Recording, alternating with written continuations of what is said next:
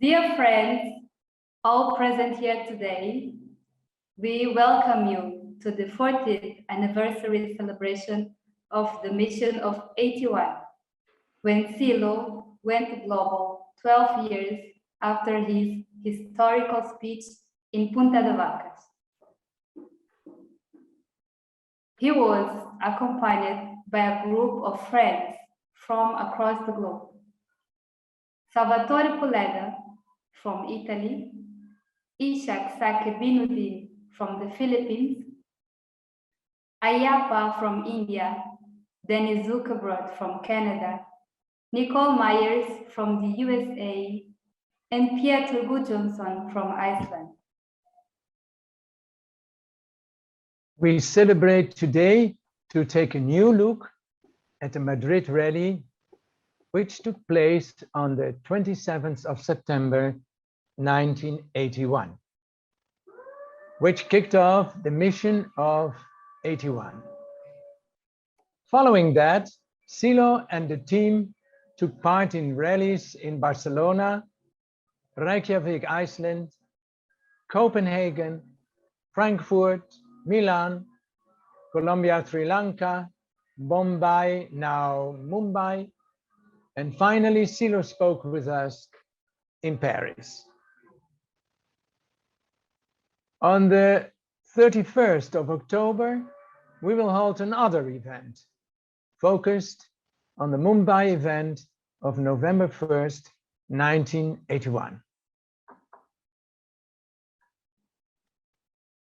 We think that what was said then by the team members and by Silo in that inspiring moment 40 years ago is even more valid and relevant today. Hello, everybody. My name is Peter, and I was asked to share with you my personal experience with the mission of 1981. I attended the event in Copenhagen. It was all very exciting and full of a vibrant energy. After the event, Silo gathered a group of European friends from different countries and asked them to prepare a speech of 3 minutes for the final event in Paris. He gave each of us a specific theme. My theme was enthusiasm. In the beginning, I had no clue what to do with it. But from the moment, after some time, I got inspired and it went fast. When the Paris event was about to take place, we gathered with Silo in the house of a friend in Paris, and we rehearsed our speeches, with Silo coaching us.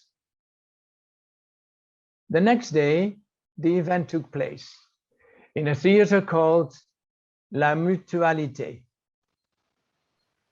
About 3,000 people were there, 700 inside and the rest outside, where they could follow the whole event through high volume speakers. As the last speaker before Silo, the purpose of my intervention was to bring everybody in a highly positive emotional state with their hearts wide open, ready to receive the experience to which he would invite them. It was an experience to never forget. My life changed that day again.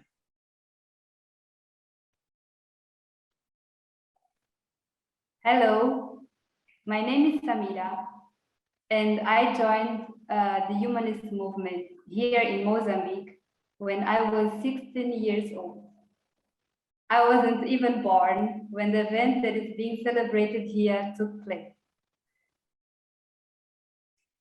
When I joined the movement, I listened with enthusiasm to Silo's public talks and I devoured his books and materials. The importance of a simultaneous personal and social transformation impacted me, and a whole new world of possibilities and ideas opened up. The possibility of doing something and being useful for humanity, for the construction of a non-violent world, of being useful for a more human world, for the children of the future, vibrated inside me.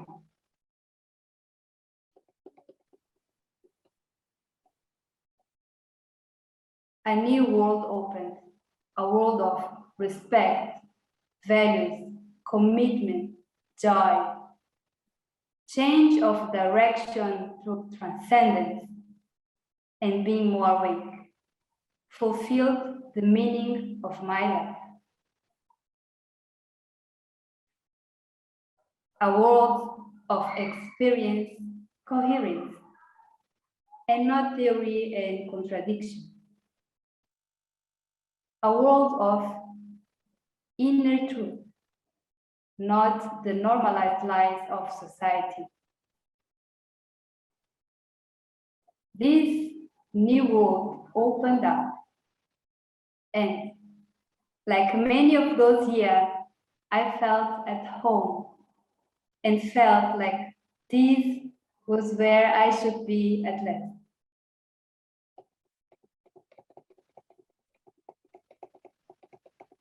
There are young people who were affected by this message even after 40 years and are on fire in their hearts. There is the fire of change, of rebellion. There are people who have changed direction and are transforming young people's lives, who will be the revolutionaries of the future.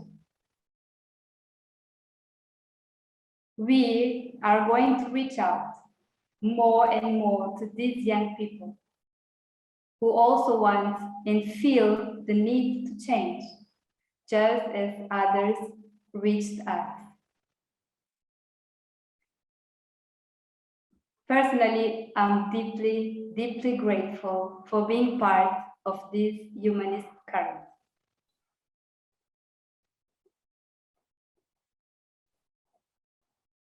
Our program today will begin with images and sounds from 1981's rallies. After that, Nicole and Dani, two of the team that accompanied Silo, will talk a bit about how the mission of 81 began for them. After that, we'll hear a bit from each of the 4 team members that are with us today. And we'll hear a bit about those who are no longer with us. Along with their comments, they'll show video clips from the talks in Madrid. After that, we'll hear from Silo himself. After half his Madrid talk, we'll learn a bit more from the team members about how they see the meaning of the mission of 81. We will end today's event the same way the events in 81 ended, with Silo inviting us all to participate in an experience. With that, this virtual rally will end. So we'd like to thank you now for joining us in remembering the mission of 81 and perhaps in reflecting on what it has to say to all of us today. There's still future, peace, force, and joy.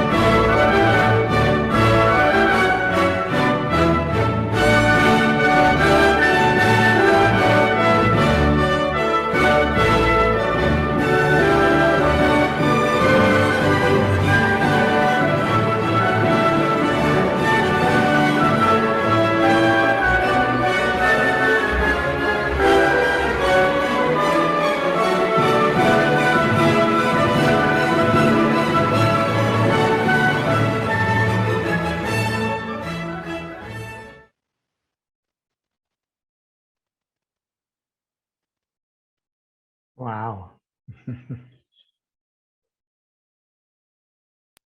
Wow.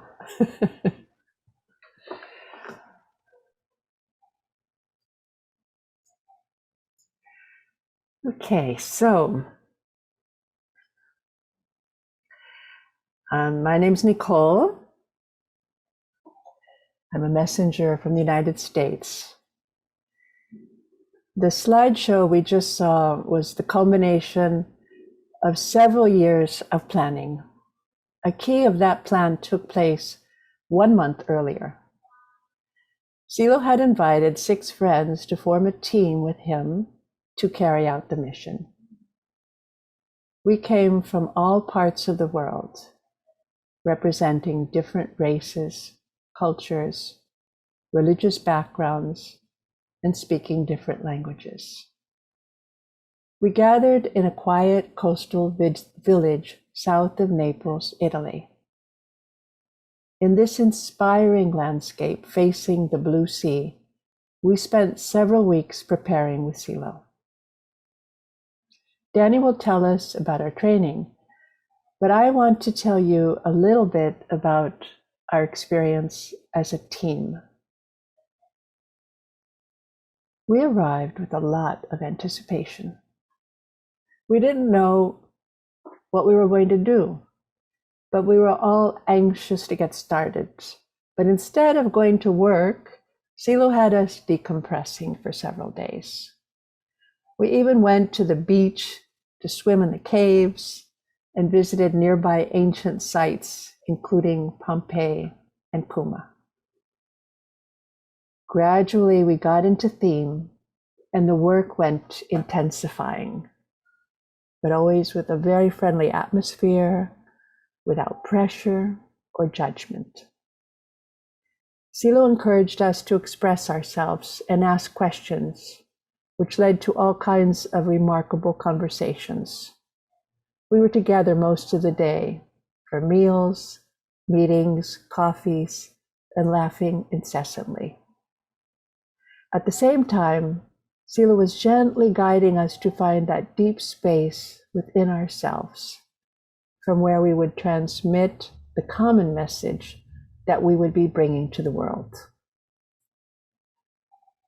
Looking back, while the massive rallies were being planned to receive us, we were in a protective incubator, transforming from a diverse group of individuals into a team where the bond was so strong among us, we transcended who we were, becoming one body, the outline of the universal human nation. Little did we know that the message of that time would resonate even more strongly 40 years later.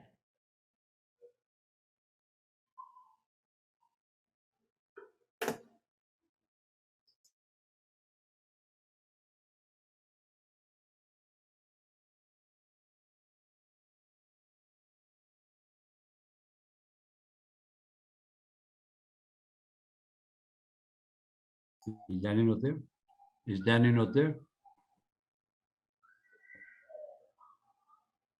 Danny was having internet issues, and we had set it up that if he was not able to be here with us, I will talk. he says, I can't unmute. I'll start. I'll pretend to be Danny. Okay. Okay, well, I can't say hello, my name is Danny, but that's what he would have said. And he is a messenger from Canada. Nicole has described very well that strange and wonderful incubator that we lived in for that time in Naples. I'd like to tell you about one aspect of the work we did there.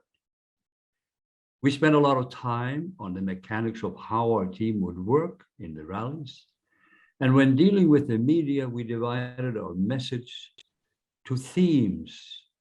And each of us had certain ideas which we were responsible to clarify. Are you in, Danny? Okay. We studied techniques of memorization, ways to organize our ideas and our talks, techniques to make sure we spoke clearly, and so on. But after crafting these talks, working on their structure and allegories, carefully writing down each word, memorizing, practicing, rehearsing very, very slowly and clearly and very quickly by trying to articulate each word. When all of that was perfected, Silo asked us to throw it aside and to go deeper into ourselves and to find a way to let a voice from deeper inside speak through us. The search to find a way to do that was something we turned to again and again in different ways. It's one of those things that seemed so important then and still does. There is, of course, much more to say about all these things, but for the moment, I'd like to add just this. One evening, in response to a question, Silo said that our message was like an arrow launched at the future. The archer shooting at a moving target has to aim not where the target is at that moment, but at where it will be when the arrow finally reaches it. I suspect that I'm not alone in thinking that we're closer than ever to that moment of impact.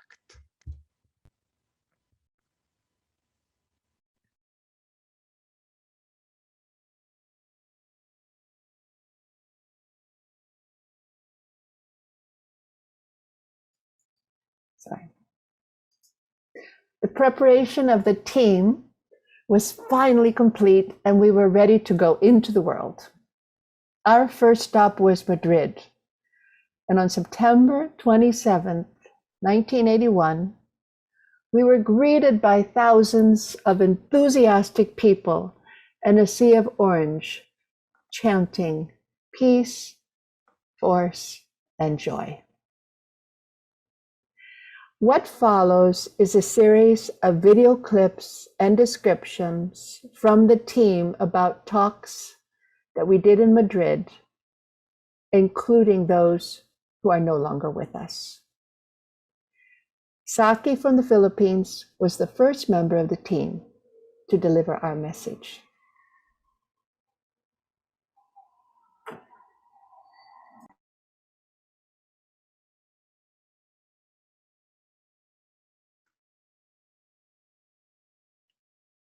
My speech talks of a personal and social crisis due to the twisted, contradictory direction events have taken. Thus, science and technology that are extremely useful for human development are subordinated to a system of greed and destruction. This violent, nihilistic, contradictory direction is manifested socially and personally. It makes one betray oneself, others, and life in general.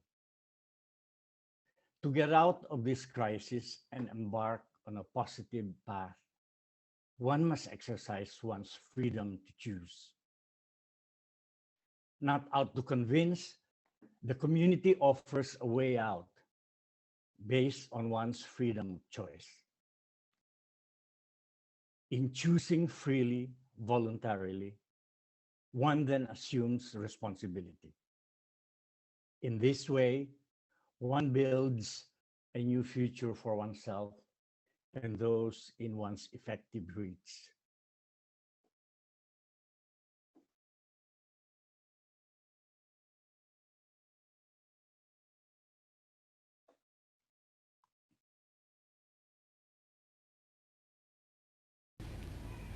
There is a global and personal crisis because everything has failed or is about to fail. Hay una crisis global y personal porque todo ha fracasado o está por fracasar. And everything has failed or is about to fail because of its twisted direction. Y todo ha fracasado o está por fracasar por su dirección torcida. This direction threatens all the positive efforts made by man from the past until the present. Esa dirección torcida amenaza todos los esfuerzos positivos que ha hecho el hombre desde el lejano pasado hasta el día de hoy. This direction makes one betray the past, Esa dirección hace uno traicionar al pasado, betray oneself, traicionar a uno mismo, betray others, traicionar a otros, betray the future, traicionar al futuro, betray life. traicionar a la vida. One betrays that past Uno traiciona al pasado when all the constructive achievements made by past builders are used for destructive ends. cuando todas las contribuciones positivas hechas por los constructores del pasado están usadas para fines destructivos. One betrays oneself, Uno traiciona a sí mismo, one betrays this self, uno traiciona esto mismo. when everything he does always ends in himself alone. Cuando todo lo que hace termina solamente en él mismo.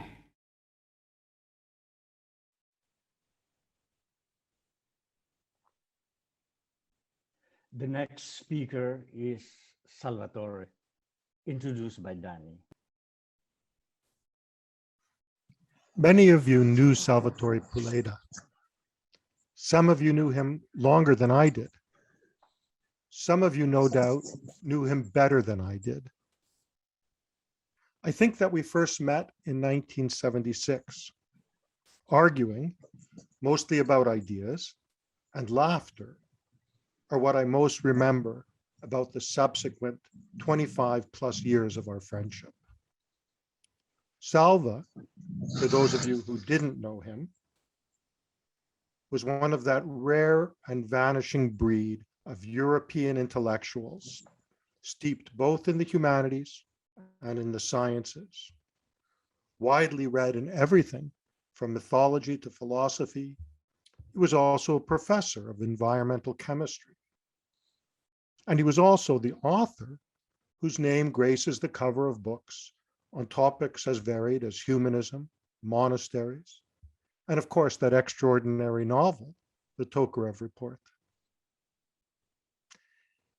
In 1999, on the occasion of a celebration of Silo's life and works that took place in Chile's presidential palace, Salva was the perfect choice, the only possible choice to deliver the homage to Silo. That was most fitting, since he was a close and trusted friend of Silo's, as he was of many of us. Of course, he was much more than that.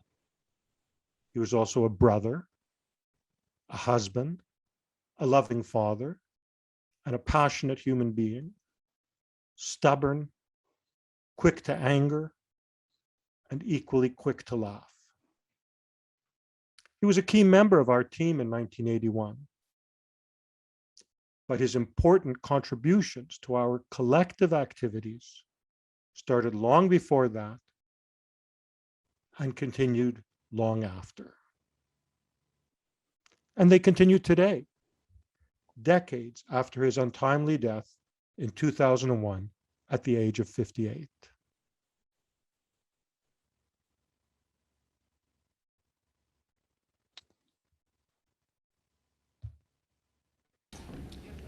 Nosotros hemos venido a afirmar con toda nuestra fuerza y con la prueba de nuestra experiencia que este cambio de dirección, esta conversión es posible, que la vida puede tomar un sentido, que el ser humano puede ser feliz y que su destino, a pesar de la crisis actual, es luminoso y va hacia una evolución y una expansión sin límites.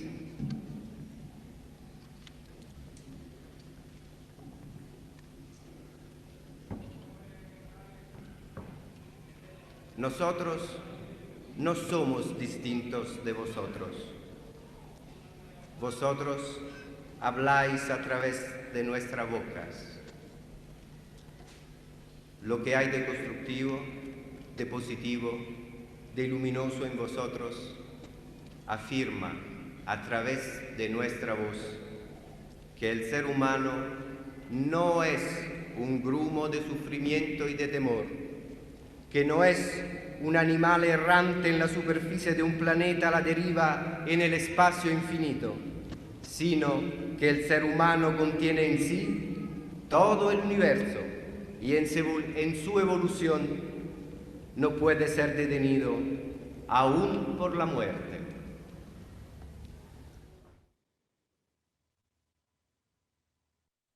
The next speaker will be Nicole.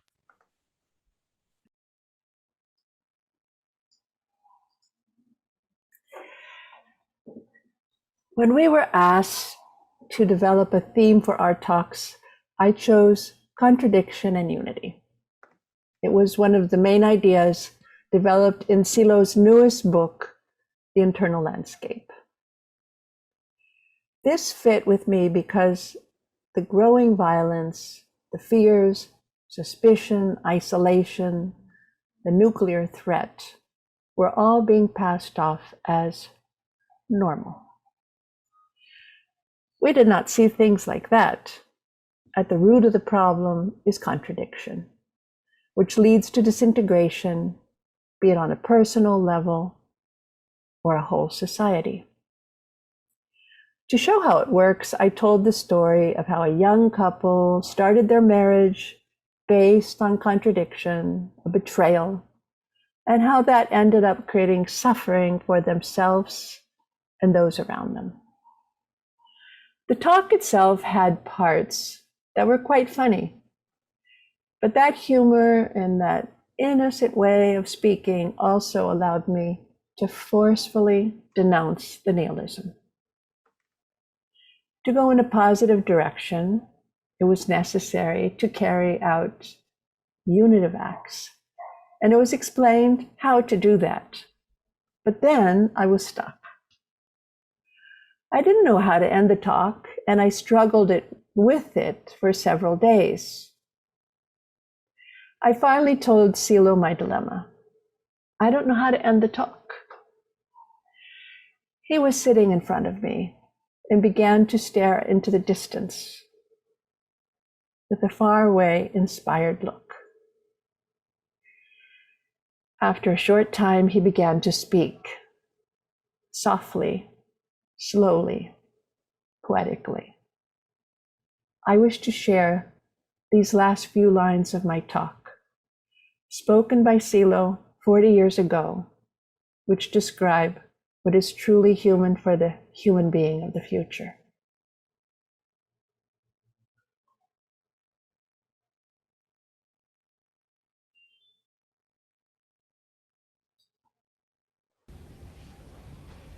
Finalmente, esperamos que en el futuro la palabra normalidad se salga del bando de los irresponsables y se use con toda la dignidad que merece. Se dirá entonces, es normal ayudarte cuando me necesites. Es normal olvidarme que te he ayudado. Es normal pensar que tú no eres culpable, sino yo me equivoqué.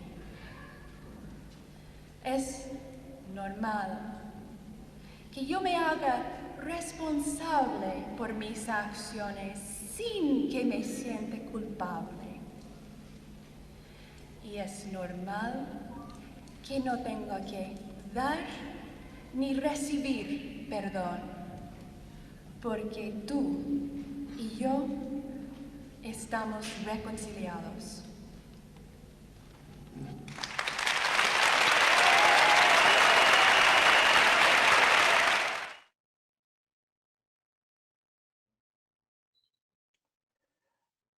The next speaker was Ayepa, who I would like to introduce. An engineer, Ayepa hails from Mysore, south of India. He was a pioneer and a reference in the movement in India from the early 70s, up to his departure from this world in 2018. We became good friends, especially as members of the diverse mission of 81 team. He was warm, sensitive, energetic, and had an unwavering faith, a fitting subject for his talk during the event. He especially worked in the doctrinal and practical qualification sector and in all the activities of the movement and the school. He mastered the energy discipline, which is perfect for someone who comes from the south of India with strong Vedic Shaivite tradition, where faith has always been based on the experience of transcendental transformation. Sudhir Gandotra of India wrote, "Ayappa continues in our hearts, inspiring with his ever youthful energy."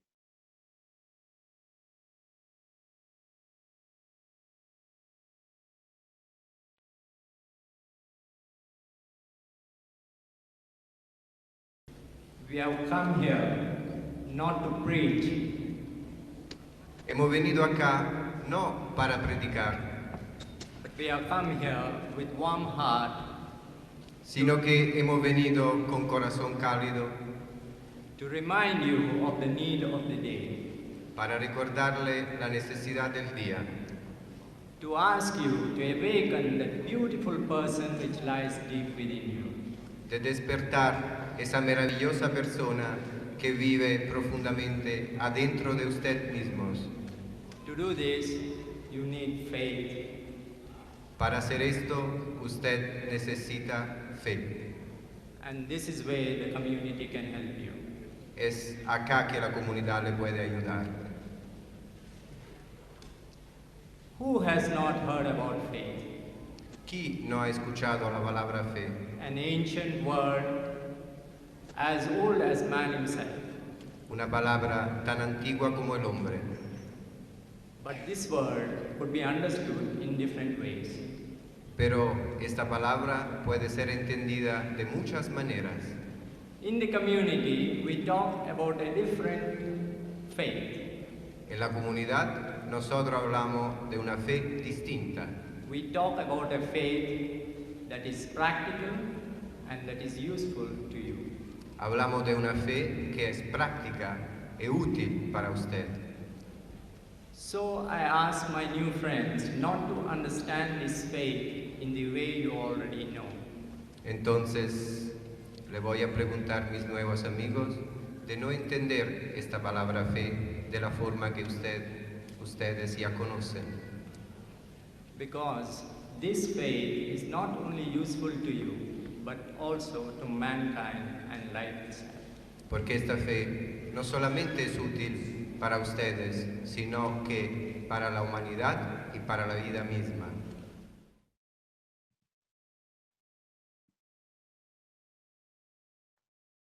After Ayappa was Dani. Many of our talks in Madrid included something about the crisis that we were beginning to see taking shape. Now, some might object that every time sees itself as a time of crisis. But as you know, all moments are not the same. In some periods, there's a general confidence and optimism. In other moments, not so much. In 1981, it was a very small minority of people who really felt, let alone understood, the emerging crisis. Some of you will remember that, in fact, this was a time of the system in a moment of glory for neoliberalism and dehumanization. A decade later, that faith in an apparently triumphant system would be celebrated by some as the end of history. But we kept insisting there's still future. And frankly, it wasn't a phrase most people found mobilizing. Rather, they just found it puzzling. Of course, there's a future, and it's going to be just great. The market is going up again. Today, we don't need to list the reasons why people increasingly feel they are living in apocalyptic times. Today, it's not difficult to understand the radical importance of affirming that there's still a future. Besides talking about the crisis and the need for us to act, my talk in the rallies of the mission was addressed to how we might initiate the kind of change we need to produce in ourselves.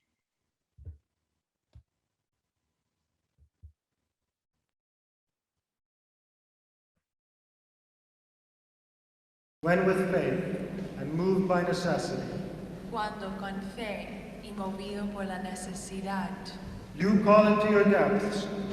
llamas a tus profundidades. From your depths there will come a response. Desde tus profundidades volverá una respuesta. This call awakens a being hidden within you. Esta llamada despierte un ser escondido en ti. A being you do not know. Un ser que desconoces. A being that connects you to an inexhaustible source, a force of wisdom, of kindness. Un ser que te conecta con una fuente inagotable de sabiduría, fuerza y bondad. When this hidden being is activated, Cuando este ser escondido está activado, your life will be converted, se convierte tu vida and you will begin to transform your world. y empiezas a transformar tu mundo. The real world you inhabit, El mundo real que habitas, the world of your friends, your families, your neighbors, your co-workers. el mundo de tus amigos, tu familia, tus trabajadores, tus compañeros de trabajo, tus vecinos. Next up is Petur. Right. So I guess we are we on? Yes. Yes, we are on. Okay, great. So my talk was about the importance of changing the direction of one's actions, so they go towards others, not just towards oneself. And I showed with a concrete example what changing the direction could mean for the ordinary person in their daily life. The talk was also about how the individual and collective crisis would not be solved unless there is a change in the way we see others and treat them. Today, this fact is probably more clear than it was 40 years ago. The global threats that we're facing, like the pandemic and the climate change, will not be solved unless there is a change in the direction of the action, where we becomes more important than I.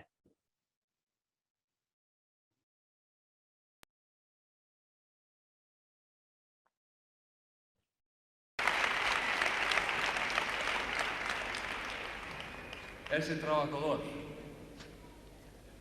tú y yo y todos los otros constructores de un mundo mejor, afirmamos que no hay valor más alto en la vida que la vida misma.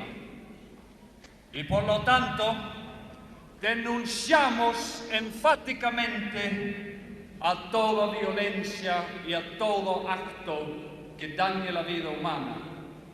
Rechazamos a la violencia física, a la explotación económica, a la intolerancia racial o religiosa y a todo estilo de vida que trata al ser humano como objeto.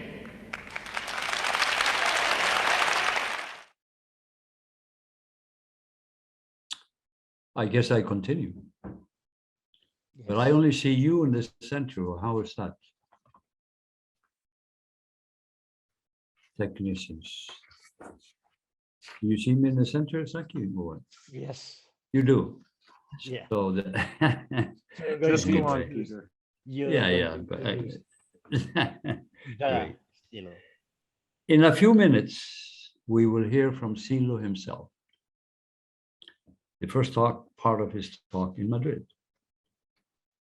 We're splitting his talk so we can end this event as we did in '81, with Silo guiding us in a potent and meaningful experience.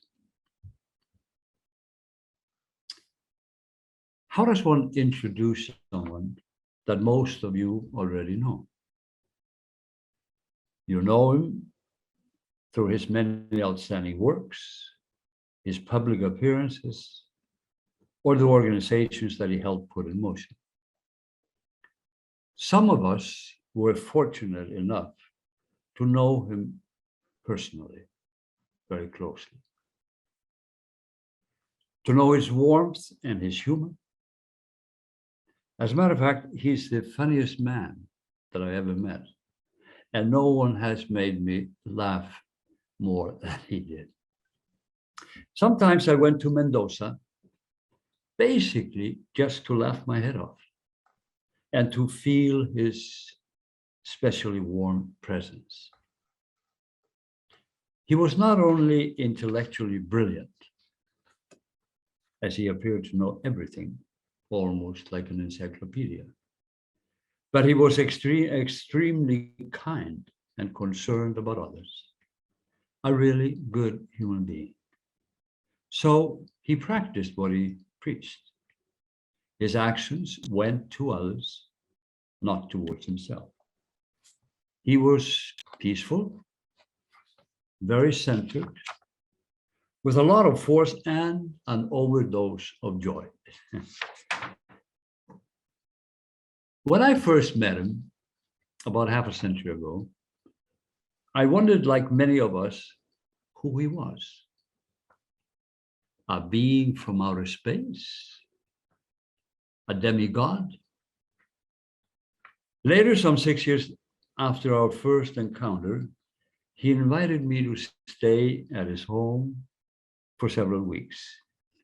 One day he looked at me and asked, "Who do you think I am?" I answered without hesitation because I thought about him a lot. "You're from the future." He listened to my answer, but didn't say anything. I see Silo as being like the humans of the future will be. Kind, brilliant, being more awake than we are, and more often connected to the purpose. And yes, hopefully, they will be as funny as he was.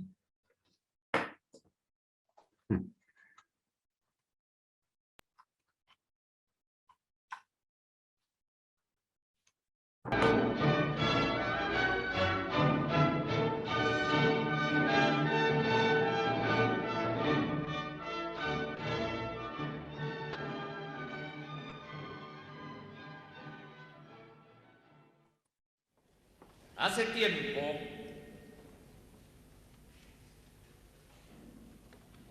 me dijeron, ¿por qué no explicas lo que piensas? Entonces lo expliqué. Después de eso otros dijeron, no tienes derecho a explicar lo que piensas.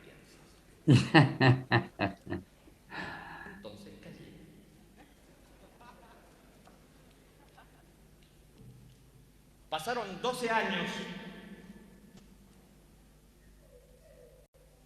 y nuevamente me dicen, ¿por qué no explicas lo que piensas?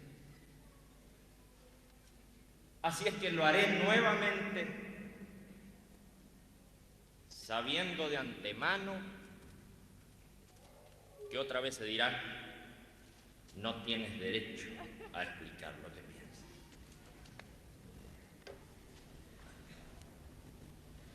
Nada nuevo se dijo entonces, nada nuevo se dirá hoy.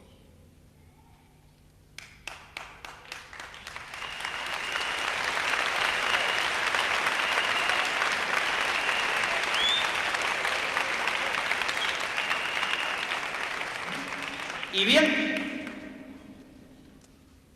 ¿qué se dijo entonces?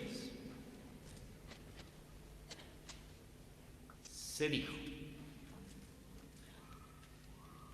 sin fe interna hay temor. El temor produce sufrimiento. El sufrimiento produce violencia. La violencia produce destrucción. Por tanto, la fe interna evita la destrucción.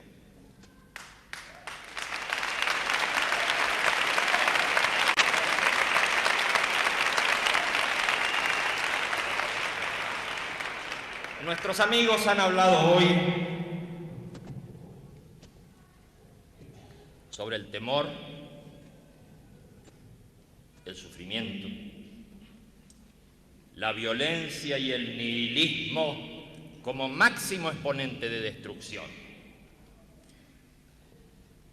También han hablado sobre la fe en sí mismo, en los demás y en el futuro.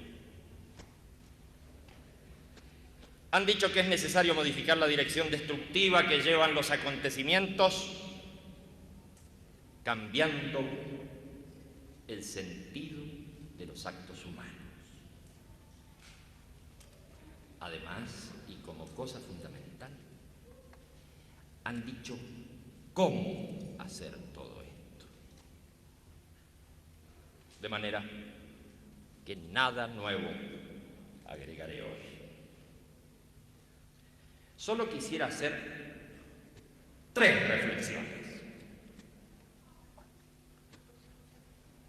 Una en torno al derecho que nos asiste para explicar nuestro punto de vista. Otra sobre cómo hemos llegado a esta situación de crisis total. Y por último, otra que nos permita tomar una resolución inmediata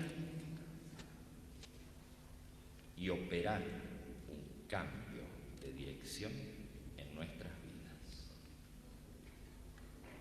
Esta resolución debería concluir con un acto de compromiso público entre todos nosotros.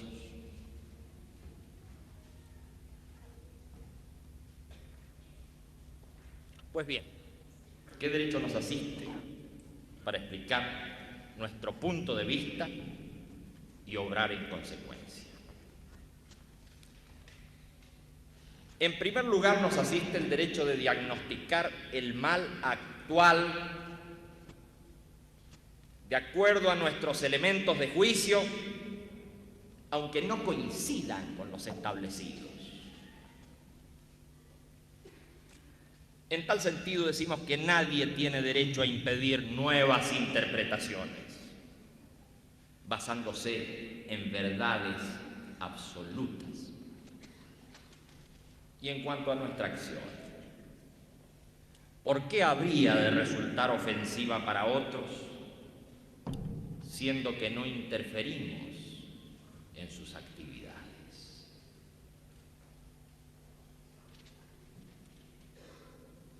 Si en algún lugar del mundo se impide o se deforma lo que decimos y lo que hacemos, nosotros podremos decir que allí hay mala fe, absolutismo y mentira. ¿Por qué no dejar que la verdad corra libremente y que las gentes libremente informadas puedan elegir ellas lo que a ellas les resulta razonable? Y entonces, ¿por qué hacemos lo que hacemos? Lo responderé en pocas palabras. Lo hacemos como supremo acto moral. Nuestra moral se basa en este principio: trata a los demás como quieres que te traten. Y si como individuos queremos lo mejor para nosotros, estamos exigidos por este imperativo moral a dar a otros lo mejor. ¿Y quiénes son los otros? Los otros son los más próximos. Y allí a donde lleguen mis posibilidades reales de dar y de modificar, allí está mi próximo. Y si mis posibilidades de dar y de modificar llegaran a todo el mundo sería mi próximo. Pero cometería un despropósito al preocuparme declamativamente por el mundo si mis posibilidades reales llegaran solo hasta mi vecino. Por ello, hay una exigencia mínima en nuestro acto moral, y es la de esclarecer y actuar cada cual en su ámbito inmediato. Y es contrario a esta moral no hacerlo, asfixiándose en un individualismo sin salida. Esta moral da una dirección precisa a nuestras acciones y además fija claramente a quienes están dirigidas.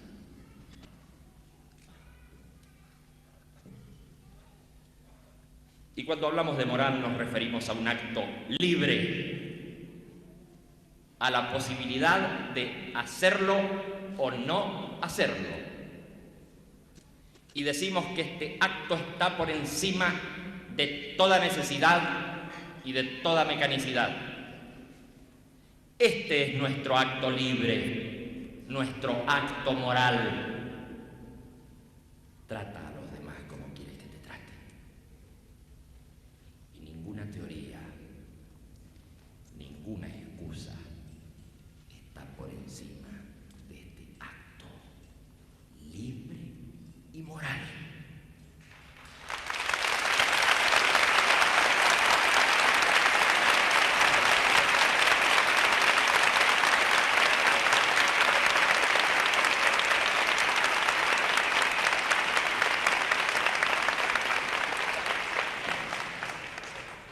No es nuestra moral la que está en crisis.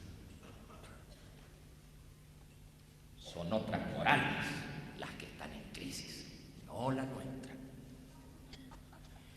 Nuestra moral no se refiere a cosas, a objetos, a sistemas.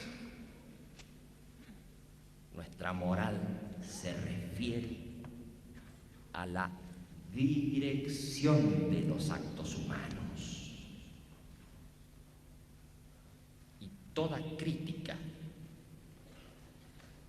y toda solución que nosotros hacemos y aportamos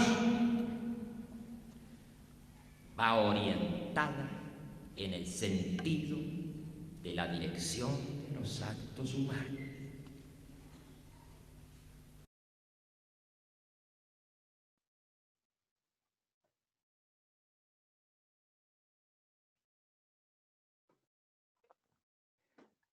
great. Before presenting the second part of Silo's talk, the team would like to share thoughts and observations about the mission and how it applies to this moment and the future. I'll start. What I have learned. One, that there is beauty in a team with diverse landscapes of formation, cultural backgrounds, but bonded together by a common purpose or project and experience. Communication is possible because we have the same mental structure and there is openness. The diversity aspect enriches the experience as a whole and fuels expressions of creative energies. Two, on that occasion, I spoke of direction, a topic shared by the team. It is at the heart of our cause, the process of finding and strengthening meaning, purpose, and direction. In Asia, where I'm from, that is close to the idea of dharma, the right direction or one's purpose in life. Three, in the context of the 80s, in certain regions, there was a perceived climate of guilt over the horrors of the recent past. World wars, invasions, atomic bombs, and genocides. In regions that had contributed so much in terms of science and technology, people suffered from guilt. There was a need then to reconcile, recognizing their contribution in the past. To boldly affirm that one is responsible but not guilty. With this attitude, the future opens. 4. The primacy of the future in our actions in the world, external and internal, is paramount. As even when thinking of the past, the object of thought lies in the future. 5. The great guide Silo refused to be classified as a prophet. In this age of computers, he retorted. He wrote a book of stories, a novel, essays, speeches, poetry, plays, ceremonies, a psychology manual, exegesis, political manifesto, philosophical essays, mystical tracts, etc. Also to resist narrow labels. 6. Models must not be confused with physical existence. Models such as Zarathustra, Moses, and Buddha exist beyond the reality of their physical biographical existence. 7. There are roots of great movements in history. South to north, east to west. Finally, 8. The image Silo proposed to understand movement and changes on the one hand and permanence on the other was powerful. That viewed from the side, you see a spiraling upward movement, while viewed from the top, you see a circle.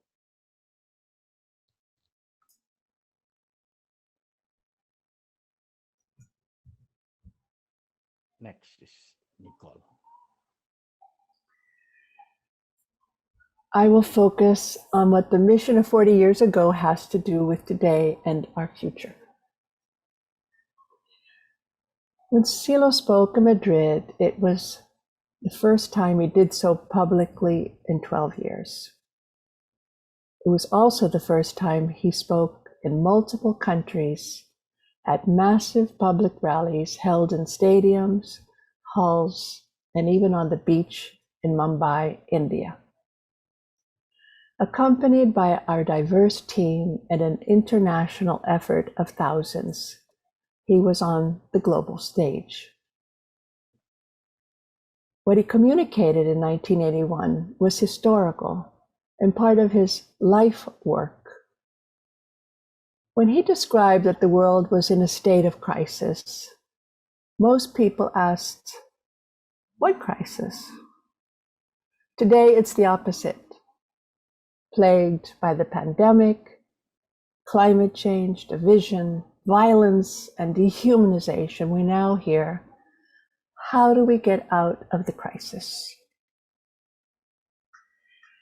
I was also struggling to find the answers to this question. And a few months ago, the talk from Madrid in 1981 began to appear in my mind, giving me answers that resonated.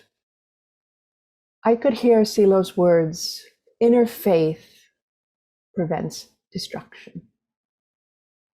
Treat others as the way you want to be treated. What counts are the direction of human actions. Do they end up helping others or in a dead-end individualism? The struggle of the yes and the no. And most importantly, I recalled the internal experience.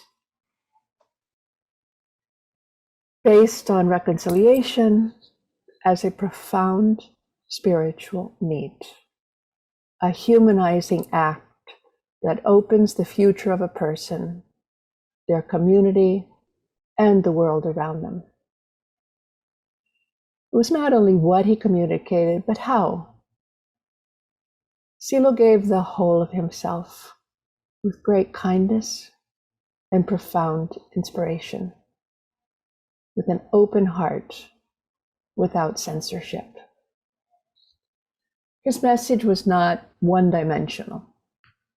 Real change is personal, social, and spiritual. And he taught us how to cultivate all three. I'm struck how each of these points form a roadmap that can help us navigate these rough times. What was said 40 years ago guides us to act coherently today and gives us faith that there is still future.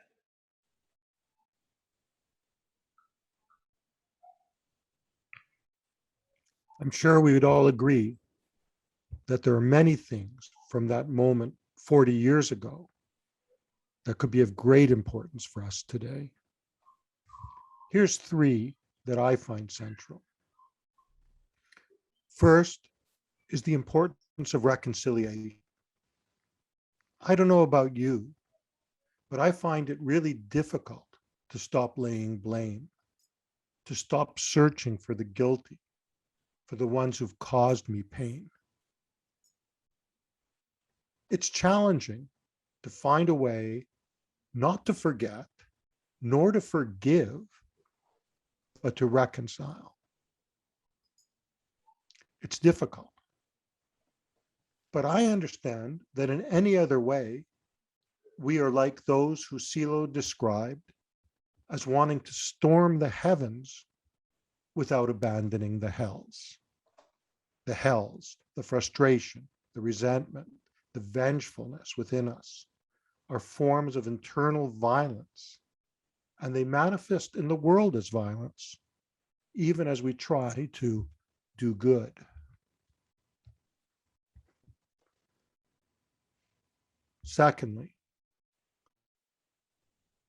the transform is not an abstraction or a generalization. It's the real concrete world in which I live. the world with my friends, my family, my neighbors, the people around me. And you remember Silo's challenge to all of us. Though you may be wise and powerful, if happiness and liberty do not grow within you and those around you, I will reject your example. Changing, even in small ways, can be difficult. And profound change sometimes seems so elusive. Perhaps I shouldn't be surprised at that. After all, my life ways, my memories weigh, my previous actions all leave me stuck where I am. Finally, profound change requires awakening something within us that's deeply asleep.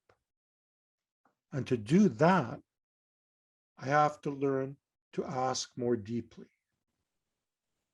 to become a little quieter inside, to listen more intently for that response from within. I need to learn to recognize the sacred within me and around me. In trying to ask more deeply, I discover that my whims, my wants, even my personal needs are not enough to mobilize the required energies. I have to power that call, not just with my needs alone, but with the needs of the world around me. Then, when I call into my depths, I do not call alone.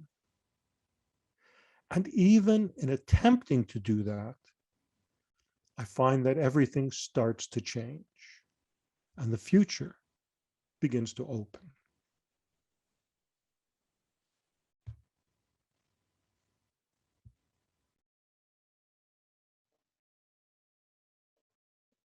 Next is Peru.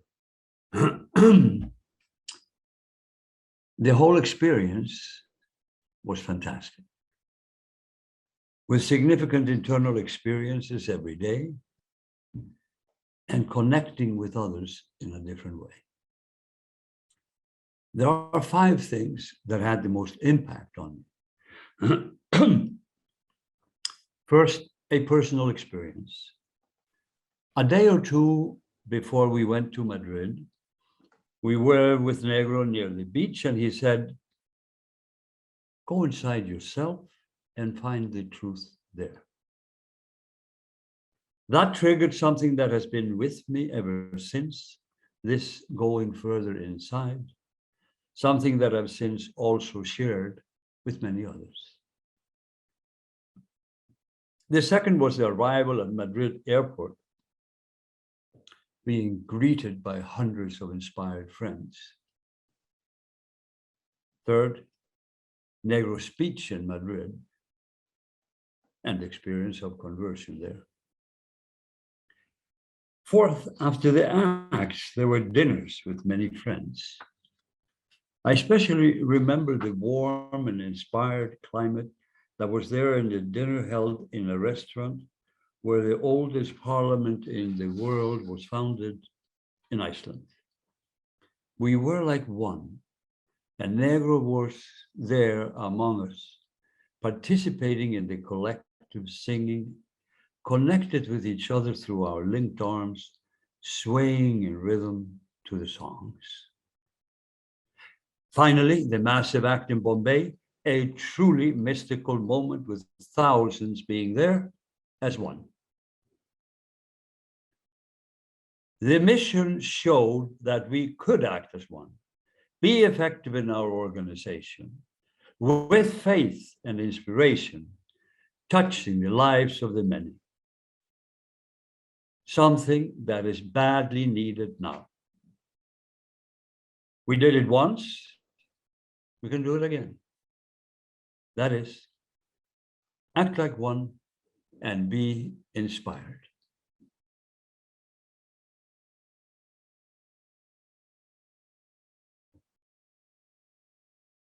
What follows is Silo at his best. A poet, a spiritual orienter, touching people's hearts.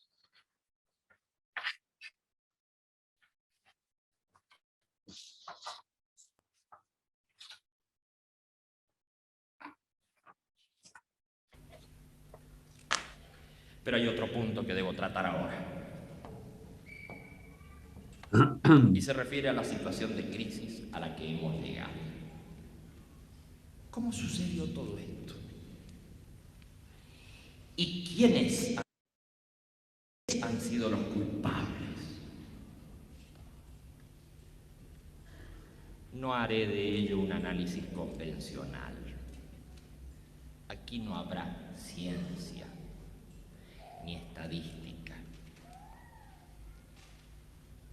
Lo pondré en imágenes que lleguen al corazón de cada cual.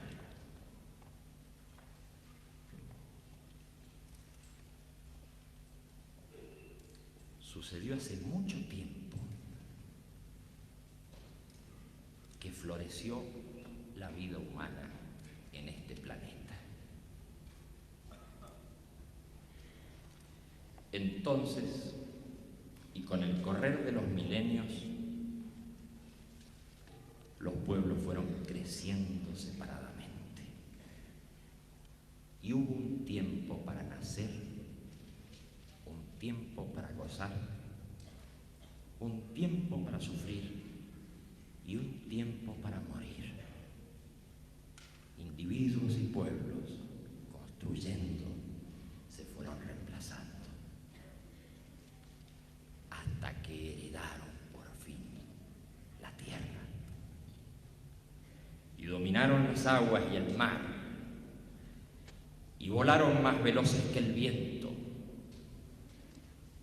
y atravesaron las montañas y con voces de tormenta y luz de soles mostraron su poder. Entonces vieron a lo lejos su planeta, redondo al ver y azul, amable protector velado por sus nubes.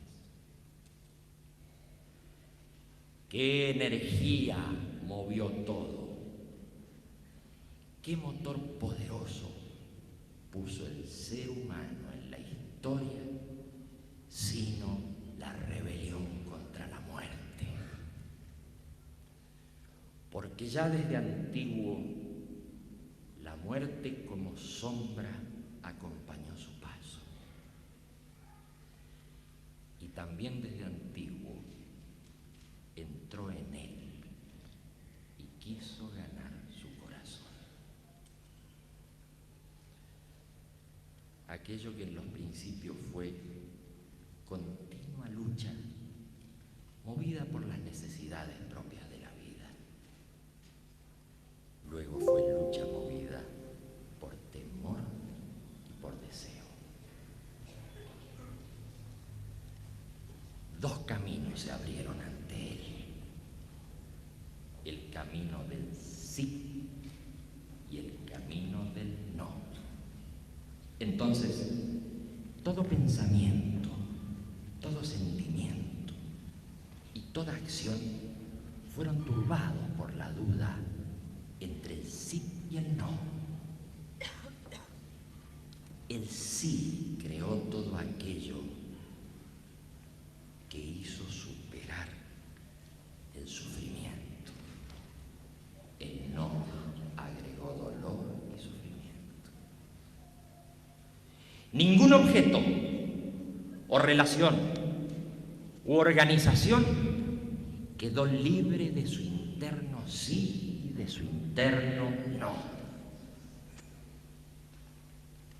Luego los pueblos separados se fueron ligando y por fin las civilizaciones quedaron conectadas. El sí y el no de todas las lenguas invadieron simultáneamente los últimos rincones del planeta.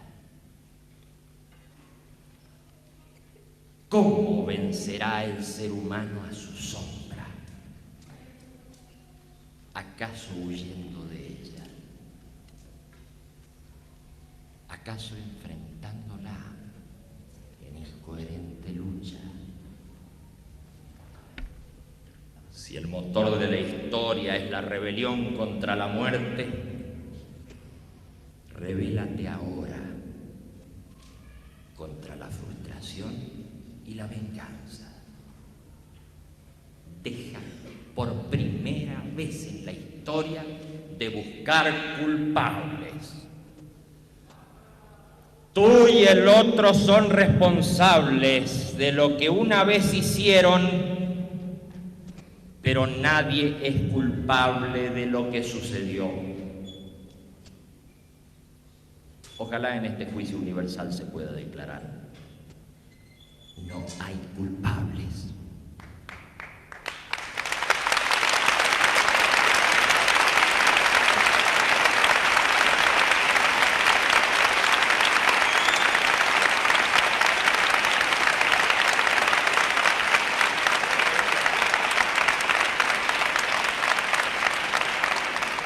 Y se establezca como obligación para cada ser humano reconciliarse con su propio pasado.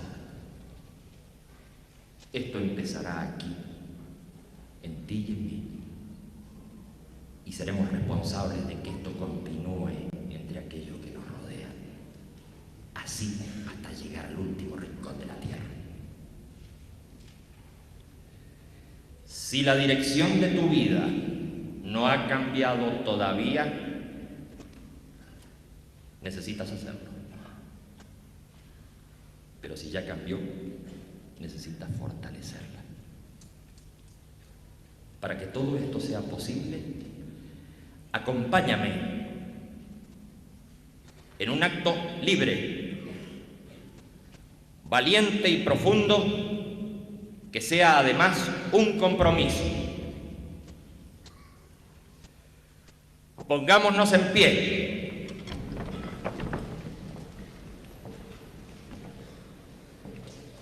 Y frente a nuestro propio futuro, preguntemos: ¿es necesario para mí y para otros que cambie o se fortalezca la dirección de mi vida? Entonces, en silencio, escuchemos la voz interna que surge en nosotros. Es necesario para mí y para otros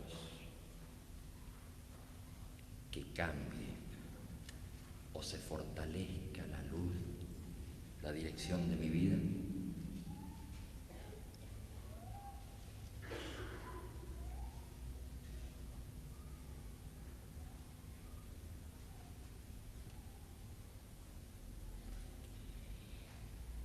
Quiero cambiar o fortalecer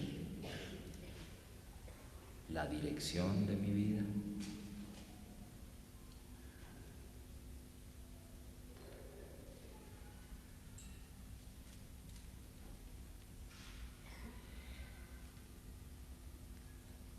Tengo fe en que cambiará o se fortalecerá la dirección de mi vida.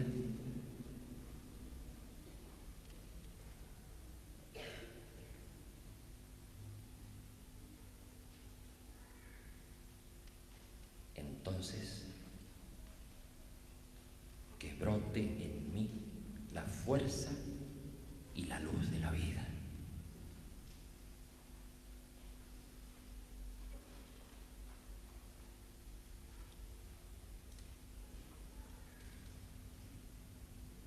Hoy y no mañana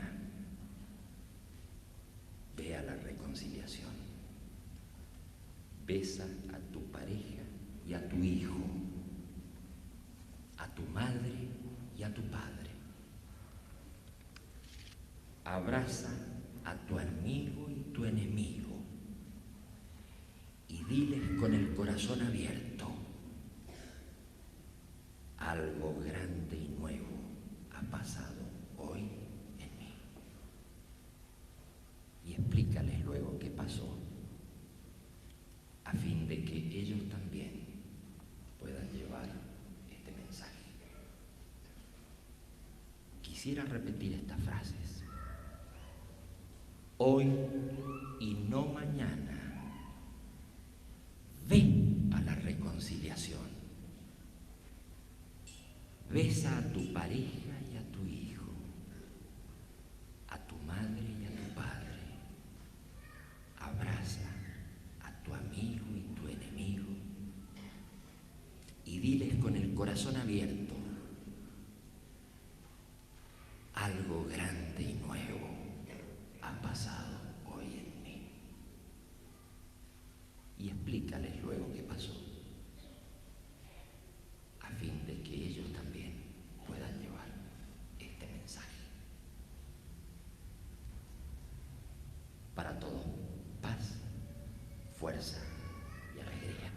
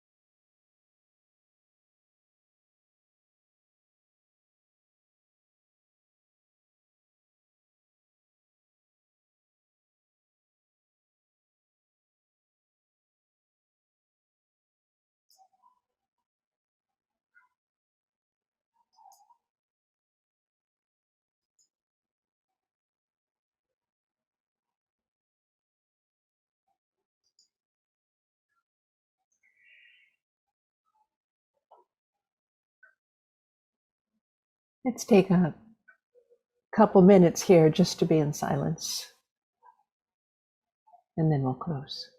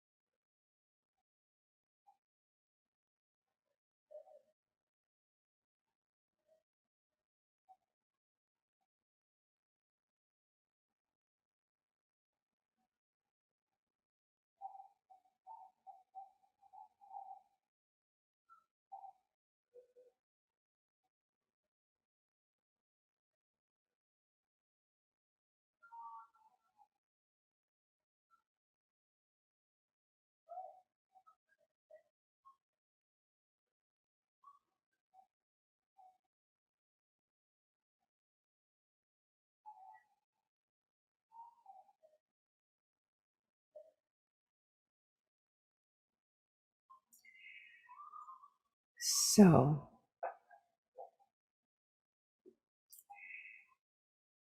we'd like to thank all of you for joining us. And we'd like to give special thanks to the tremendous support from the translators, the technical support team,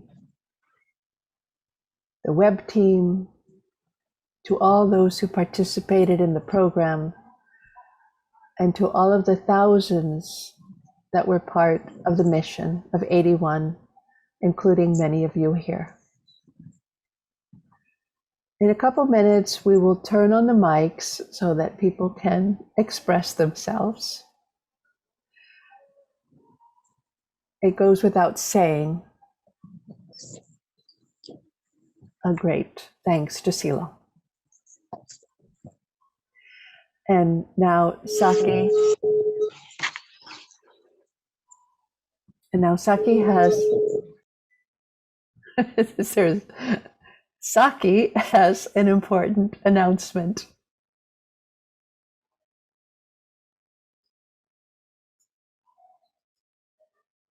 You're on mute.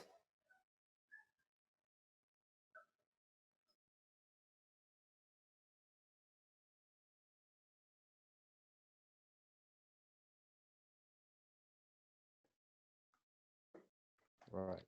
Okay.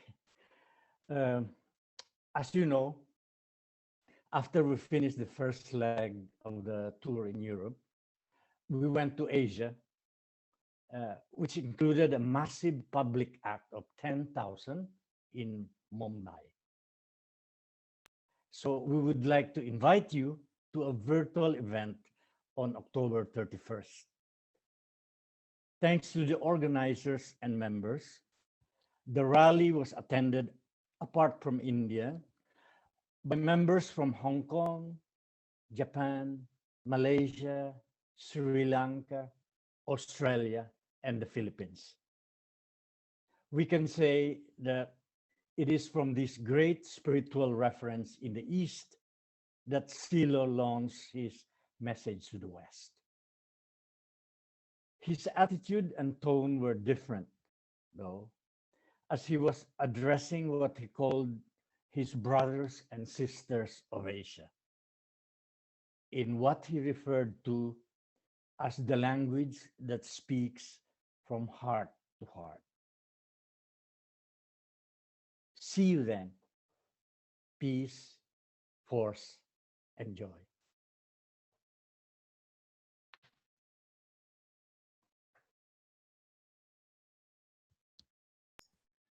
And now, Samira, you have something to add, right? Before we put the mix on, please visit the blog that you can see. You'll see it on the screen also, and put your comments, questions, or share your experiences, because it's very important to us. And you can also have access to the images and texts of this special moment that we had. Thank you.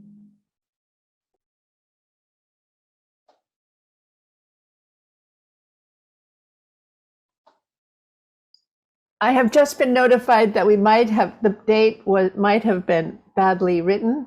It's October 31st for Mumbai. And Enrique, do we have the cartel con la dirección? If not, we'll put that information in the chat room, which everybody has been activated with. So now let's open the microphones. Thank you all very much. Peace, force, and joy. Okay, here's the laobradesilo.net. And there's also a blog there that you can put your comments. As Samira was saying. Okay. Sorry, we're getting, as the master said, right? What is it that the master said? It's not always perfect. Nothing is perfect. Okay, let's open the mics. Great to see you all. Yeah. Great to be here with you. Hello, Jorge.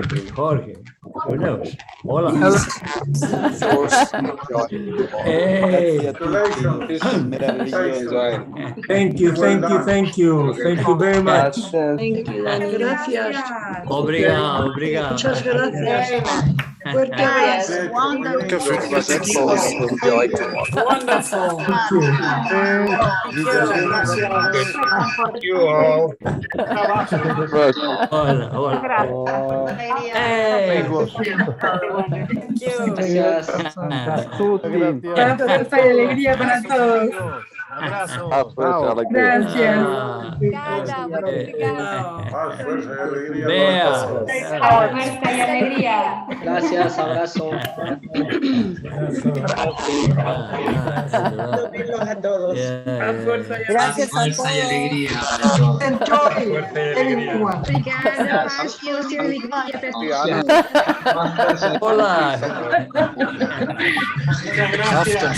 Wonderful. Thank you very much. Everything was perfect. Thank you, thank you, thank you. Thank you. Gracias, gracias a todos. Gracias. Hola. Thank you. Wonderful. Trying to get her up there. Gracias. A suerte, alegría. Quanti amici meravigliosi. Todos han sido muy Que sintió fuerte el espíritu, Dios. Que sintió fuerte el espíritu. Más fuerza y alegría. Más fuerza y alegría para todos. Gracias. Más fuerza y alegría para todas, para todos. Más fuerza y alegría. Mucha alegría para todos. Abrazos. Siempre. Abrazo fuerte para todas. Estilo Gracias. y alegría.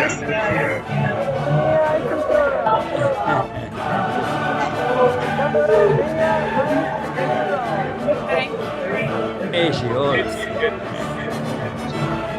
Very, very inspiring. Thank you all. Hola, Janet. Thanks, Janet.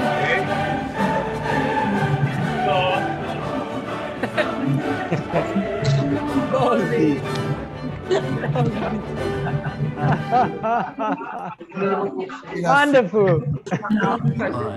Till Tapales, good to see you. Hug. Oh, Vicky Buddha. Hola.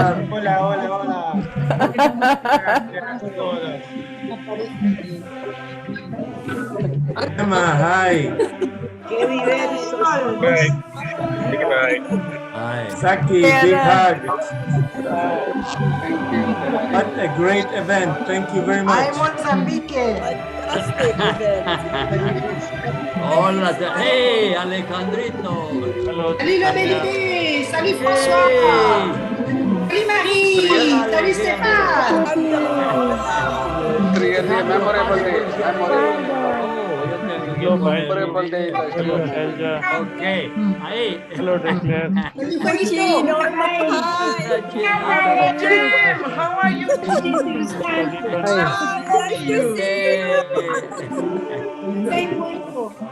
Fantastic event, fantastic celebration. Para todos, más fuerza y alegría. Para ti también. Para vos también.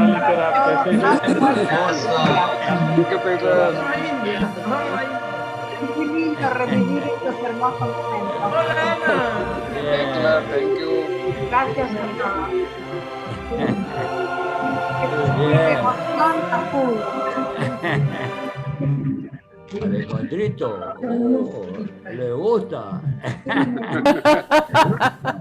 Estoy muy contenta. Thank you, Tenerita. Thank you, Peter.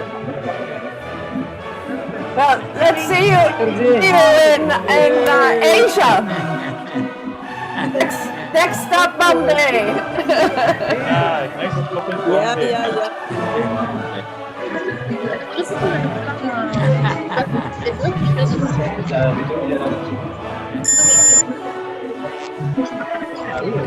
Yes, we have the lesson. Bold We have from one lesson. We have from universe.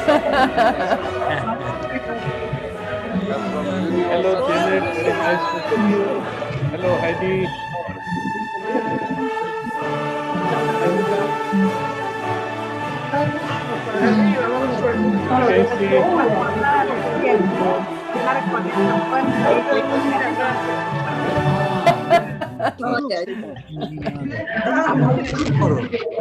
Socorro, hola.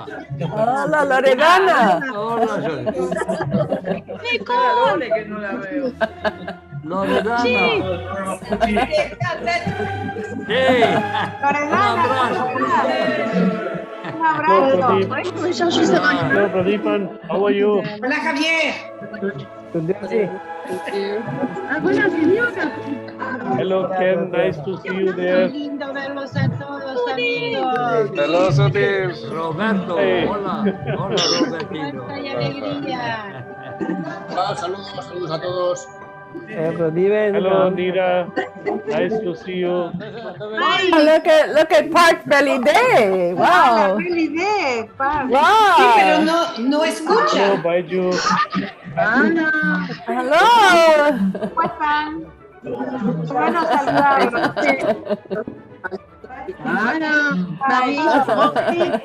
Oh, whole group. They're from Pagla.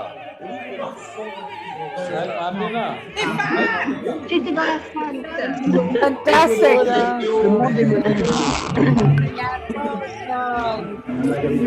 Hello, Ashok Sharanji. Very nice to see you here with us.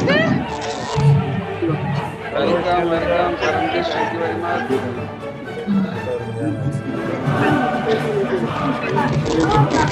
Hello, Janet. Steve here. Hello, Tushar. Hello, Tushar. How are you? Hi, Sudhir. Hi. Let's get together again. Hey, Gemma. Anna.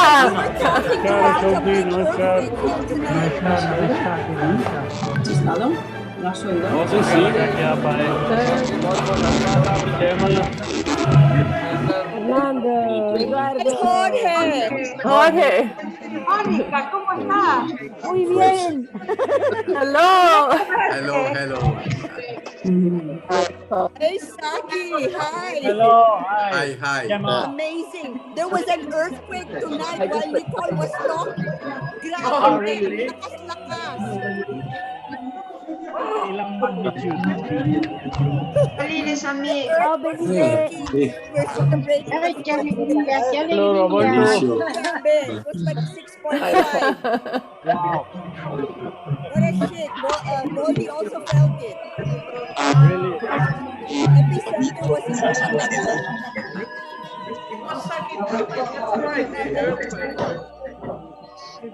Grabe. Wow, what a nice celebration. So amazing. So inspiring. Yes.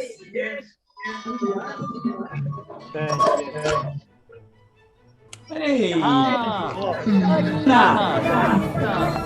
Carlos.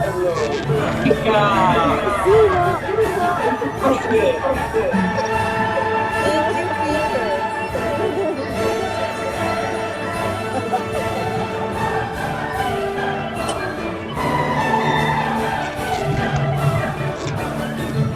Hola,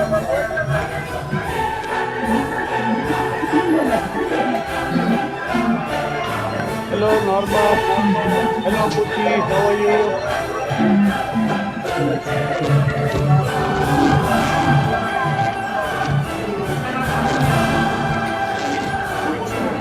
Okay.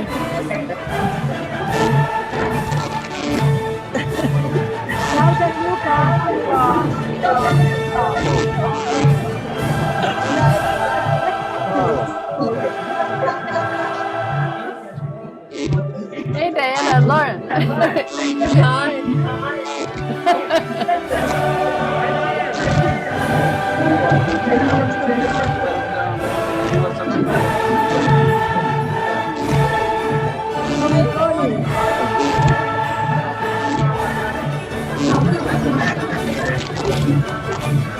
Hello, Tito. How are you?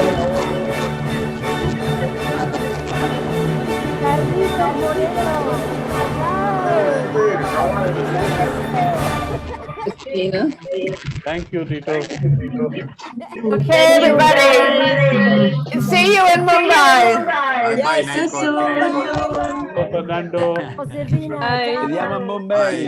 Bye, Nicole, bye.